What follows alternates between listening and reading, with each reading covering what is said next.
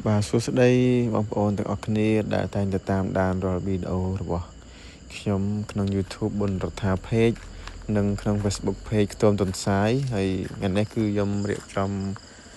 ផ្ញើទន្សាយទៅខាងខេត្តស្វាយរៀងបងប្អូនអញ្ចឹងបងប្រុសនៅខាងខេត្តស្វាយរៀងស្រុករមេហែកគាត់យកមកគូបាទញីមួយឈ្មោលមួយអញ្ចឹងយកមកគូនេះគឺមានពណ៌ខ្មៅសុទ្ធនឹងមួយហើយនឹងពណ៌សលាយប្រផេះនឹងមួយបាទញីឈ្មោលដាក់ទៅសាខារមេហែកស្រុករមេហែកខេត្តស្វាយរៀងបងប្អូនបាទអញ្ចឹងនៅការតាក់ទងនឹងការវិច្ច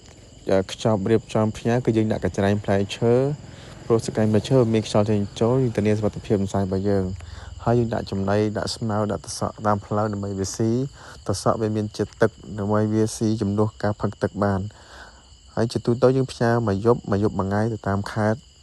បាទមួយយប់មួយថ្ងៃជាទូទៅហើយខេត្តឆ្ងាយខ្លះទៅតាមសាខាស្រុកផ្សេងមួយចំនួននោះគឺពេលខ្លះអាចចូលដល់2យប់បានដល់បាទ2យប់2ថ្ងៃខ្ញុំធ្លាប់ផ្ញើគឺអស់យូរគឺមានដល់2យប់បាទ2យប់មួយយប់មួយថ្ងៃមួយយប់បាទ